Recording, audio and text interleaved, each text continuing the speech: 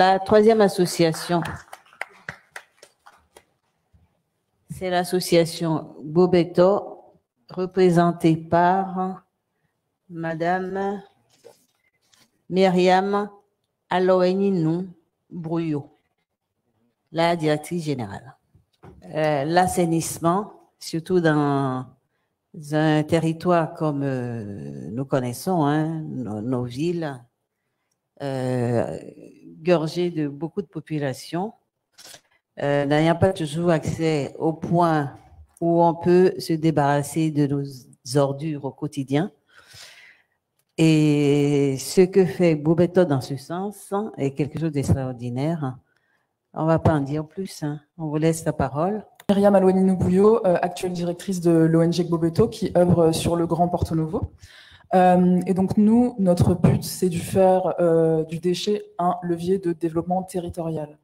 En fait, le constat de base qu'on a fait, et que tout le monde peut faire concrètement au Bénin en se baladant dans les rues, c'est que les villes sont envahies de déchets en tout genre. Et donc nous, en ce sens, on s'est dit qu'il fallait voir le déchet autrement, c'est-à-dire non pas comme uniquement un inconvénient, mais comme potentiellement une opportunité. Donc nos ambitions principales, elles sont de rendre la ville propre et saine en développant des filières inclusives et pérennes de valorisation des déchets, notamment avec ce qu'on appelle en développement durable les 3 R, donc recycler, réutiliser et réduire. Notre seconde ambition, c'est de transformer le déchet en ressource pour le mieux vivre, c'est-à-dire créer des biens et services à partir du déchet et aussi créer des emplois. Et enfin, tout ça dans une perspective de favoriser l'économie circulaire en se basant sur la production locale et stimuler le tissu économique de l'OME et de la ville de Porto Novo qui, vous en conviendrez, est beaucoup moins favorisé que le département du Littoral et en particulier la ville de Cotonou. J'aimerais juste revenir rapidement sur certaines remarques qui ont été faites ce matin vis-à-vis du rôle de la diaspora. Donc là, je sors de mes chaussures de directrice générale, simplement pour dire que, en termes d'expérience personnelle, l'investissement économique en ce moment de la diaspora, il est doublé d'un investissement humain, puisque vu le nouvel élan donné par les politiques publiques, la diaspora béninoise, les afro-descendants béninois en France se sentent de plus en plus concernés et se rendent directement sur le territoire. Mais comme ça a bien été souligné ce matin, cette collaboration, elle peut se faire comme bonne intelligence, c'est-à-dire en le faisant en fait avec les Béninois de l'intérieur, en grands guillemets. Et cela nous amène à nous mettre dans une posture d'ouverture à la critique, ce qui est essentiel pour mener des projets qui ont du sens sur le terrain. Donc c'est la position qu'on a adoptée à Bobeto en tant qu'association franco-béninoise. Donc maintenant, je vais me concentrer sur la collaboration qu'on a avec le CBF. Donc Bobeto, c'est une association qui existe depuis 3 ans et nous sommes devenus membres du CBF en 2020, donc seulement 1 an après notre création. Et concrètement, ce que le CBF nous a aidé à faire, c'est porter notre projet, notre mésoprojet, devant le dispositif en fait Praosim du Forum. Donc ce projet, en fait, ce mésoprojet, actuellement, il nous aide à accomplir 3 sur 4 de nos activités principales, ce qui est considérable.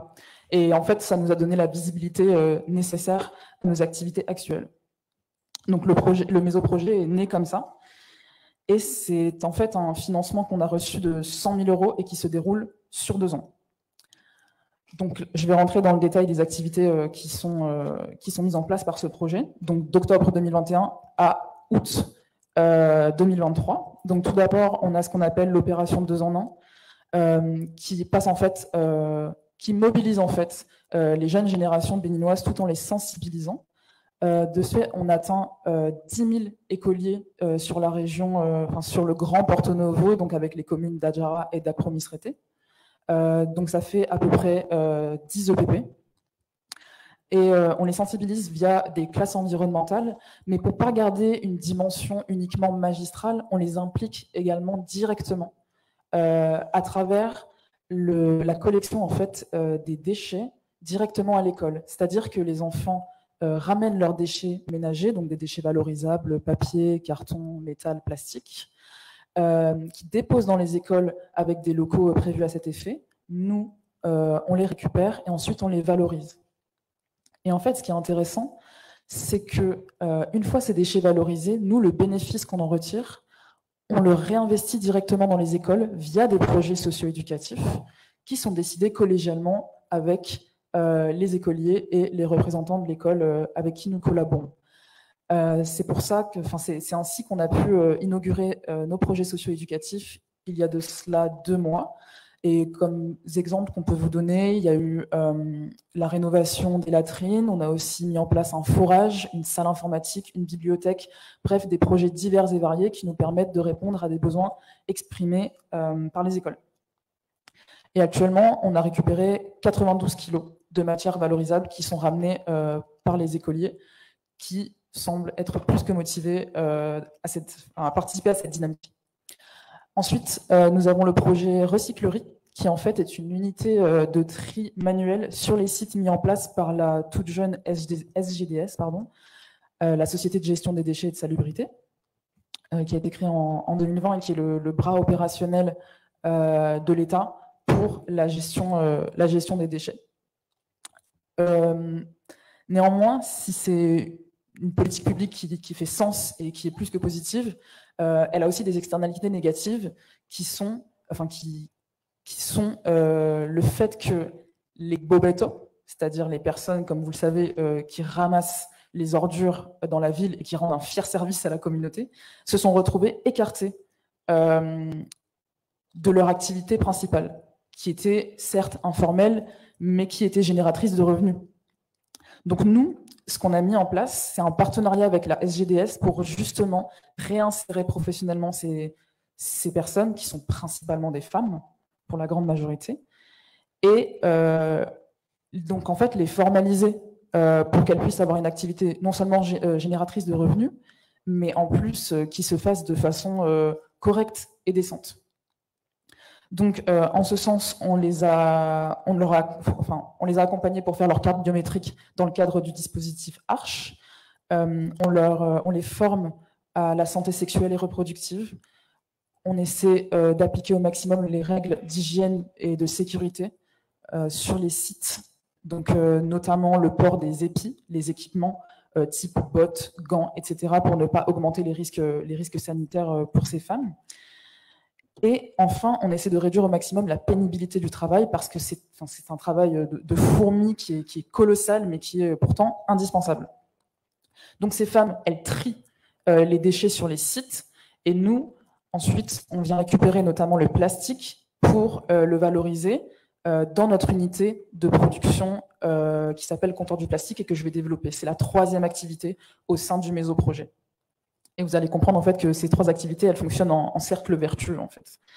Et donc en fait, ces matières plastiques qu'on récupère dans les écoles, sur les sites de la SGDS, ensuite nous, on les récupère, on les lave, il y a tout un processus, et on les valorise. C'est-à-dire que soit on fait du broyat avec, pour réduire la part de plastique vierge dans les productions des entreprises, donc au Ghana, au Nigeria, au Togo, soit notre objectif, c'est qu'on a l'ambition de créer un produit fini avec ce plastique récupéré.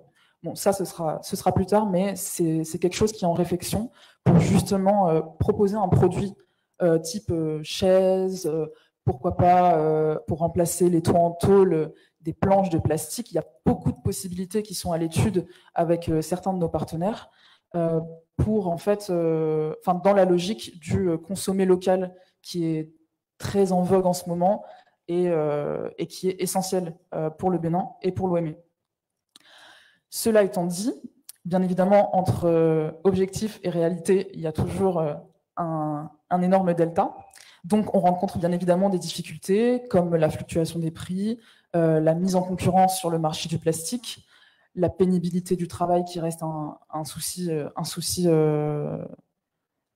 colossal dans toutes nos activités, que ce soit pour les ouvriers qui travaillent sur notre site, pour les récupératrices, bref, pour l'ensemble des personnes actrices de ce projet.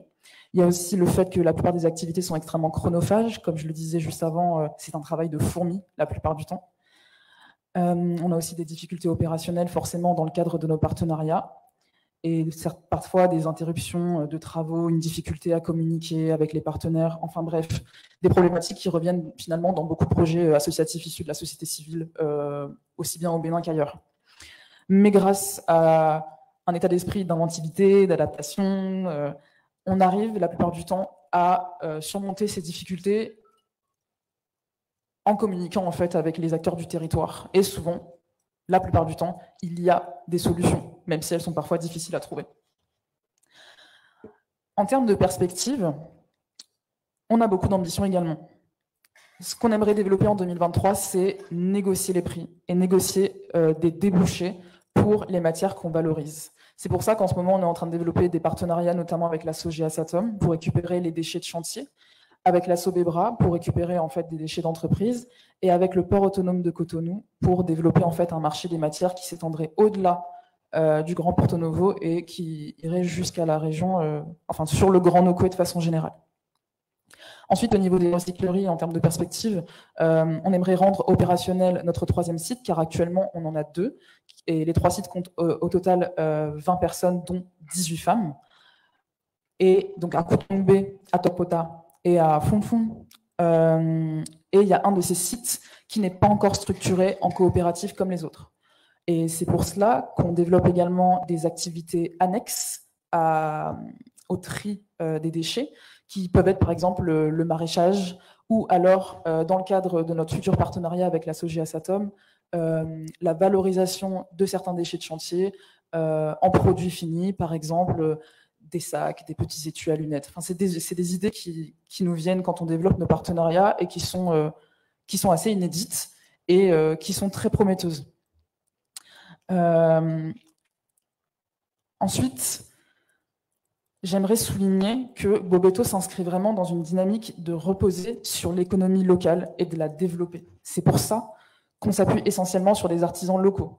On évite au maximum de solliciter des moyens ou des équipements européens, puisque finalement, la solution se trouve quasiment tout le temps sur le territoire. Bon, quand ce n'est pas le cas, on fait avec, mais on est quand même persuadé que tout y est et qu'on peut tout faire ici pour dynamiser le tissu.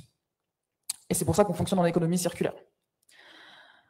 Malgré toutes les difficultés qu'on rencontre, on met un point d'honneur à ce qu'on ne sacrifie pas une partie de notre projet au profit d'un autre. C'est-à-dire que le développement social, la réduction des déchets, la prévention de l'environnement et le développement économique sont des choses qui fonctionnent en symbiose et qui ne peuvent pas être dissociées les unes des autres pour créer ce cercle vertueux. Néanmoins, pour que notre activité prospère, nous, ce qu'on vise, c'est l'autonomie financière, forcément, pour ne plus dépendre de la logique de l'appel à projet, qui certes nous permet de nous développer, mais qui ne permet pas d'assurer la pérennité de nos activités, puisque nous sommes dépendants des financements que l'on veut bien nous accorder. Et enfin, comme je l'ai précisé avant, l'extension de nos activités au-delà du Grand Nokoué. Je n'ai pas précisé le 4e projet qu'on a parce que ce n'est pas le sujet puisqu'on parle uniquement de notre collaboration avec le CBF, mais on développe également un combustible écologique à base de résidus agricoles qui sont récupérés dans la vallée de l'Ouémé. Donc, si certaines d'entre vous sont intéressés par ce projet, je vous invite à venir nous solliciter après la séance. Et je pense que j'ai respecté mon temps imparti. Merci beaucoup. Voilà, on n'a pas vraiment respecté le timing, mais ce n'est pas très grave. Le projet est tellement beau. Vivre dans un espace, dans un environnement sain, ça n'a pas de prix. Donc, ce que vous faites est colossal. Et je me permets de dire que vous avez quand même beaucoup de chance parce que recevoir 100 000 € une année après votre création, ça n'a pas été donné à beaucoup. Il faut dire qu'on est allé vous voir, hein, c'est colossal ce que vous faites et c'est vraiment, je vous demande de continuer dans ce sens-là. Ce qu'on peut regretter aujourd'hui, mais il n'y a rien à regretter, l'association est tellement jeune, votre Bobeto est tellement jeune, c'est qu'on puisse avoir la même chose un petit peu à travers le Bénin. parce que c'est la région de Porto Novo qui bénéficie clairement au quotidien de tout ce que vous faites. Les femmes autonomisées sont de la région. C'est possible ailleurs, puisque ce sont des activités non formelles que faisaient ces femmes avant d'arriver. Évidemment, ailleurs dans le Bénin, on doit retrouver ces situations-là. Donc, merci pour ce que vous faites. On vous souhaite longue vie et on souhaite avoir plein d'autres Bobeto à travers le Bénin dans quelques années. Voilà. Merci beaucoup. Merci. Je voudrais savoir si vous avez des documents, sinon des catalogues, pour pouvoir mieux nous renseigner par rapport et comment est-ce que nous pourrions vous apporter notre plus en tant qu'acteur culturel sur votre projet, si vous avez entre-temps prévu un canevas pour ça. L'autre question, j'ai entendu tout à l'heure culture, éducation. Je voudrais bien savoir si le CBF a prévu aussi des dispositions pour des projets culturels et du point de vue artisanal aussi. Nous avons actuellement un projet au Bénin, sinon je suis le représentant de la fédération au Bénin ici. Nous avons un projet sur l'artisanat qui a déjà démarré, mais compte tenu des petites difficultés financières que vous connaissez, on n'a pas pu élargir cela dans tout le Bénin. Donc, c'était ma préoccupation. Merci beaucoup. Nous, forcément, on est fermé à aucune forme de collaboration puisque notre but, c'est de dynamiser le territoire. Le partenariat qu'on est en train de développer avec la Sogia Satom, qui est un exemple parmi d'autres qu'on peut développer, le principe, ce serait de récupérer, entre autres, des déchets, principalement des gants. Et en fait, notre équipe est en train de réfléchir à comment valoriser ces gants en plastique, mais qui en fait ont un aspect un peu cuir, et qui nous permettrait du coup de réaliser des articles en tout genre en fait, et qui pourraient se rajouter à la diversité des produits qui sont déjà proposés par les artisans béninois.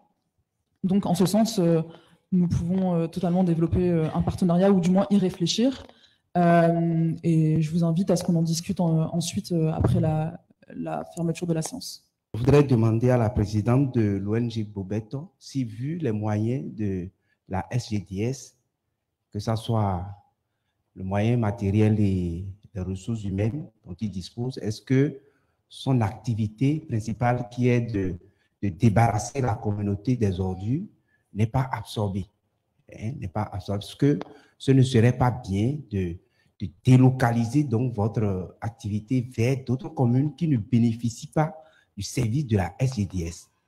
Tout d'abord, j'aimerais souligner que même si la SGDS est évidemment plus présente dans l'OME que par exemple dans le nord du Bénin, ces activités sont très récentes. Sa structuration reste encore à développer. Donc, concrètement, sur la commune de Porto Novo, on peut, je ne vais pas dire douter de l'efficacité, mais on attend encore une amélioration du service, une amélioration effective des services de la SGDS. Je pense notamment au fait que actuellement la SGDS dépend essentiellement de PME pour la récupération des déchets, ce qui fait qu'en fait les activités ne sont pas vraiment contrôlées. Le ramassage des déchets n'est pas encore proprement contrôlé, ce qui n'est pas une critique à proprement parler envers la SGDS, mais bien une réalité. Et en fait, ce que nous on constate, c'est que en amont de notre récupération des déchets pour être valorisés, donc en amont de la chaîne, les déchets peuvent faire l'objet de filières justement annexes et informelles pour en fait en tirer un bénéfice. Or, le but de la SGDS qu'on partage en fait à Bobeto, et je pense que vous en conviendrez, il s'agit de formaliser en fait les activités qui tournent autour de la salubrité publique. Donc, l'expertise qu'on a acquise à Bobeto depuis maintenant 1 an et demi, 2 ans, je pense, et nous pensons à Bobeto qu'elle est encore essentielle et qu'elle peut être bénéfique pour la SGDS, d'où le fait qu'on ait un partenariat avec eux et qu'on se rende régulièrement sur les sites, sur les points de dépôt des déchets et qu'on suive, grâce à nos différents chargés de mission, les processus, et nous suggérons des pistes d'amélioration pour la SGDS, et ce en bonne intelligence. J'espère que ça répond à votre question. Pour continuer, je dirais juste que, de toute manière, les quantités de déchets sont tellement colossales que peut-être qu'à terme, notre action se superposera à celle de la SGDS et au final, on ne peut que souhaiter l'efficacité de la SGDS, mais pour le moment, ça nous paraît quand même encore pertinent d'agir dans Porto Novo et autour de Porto Novo.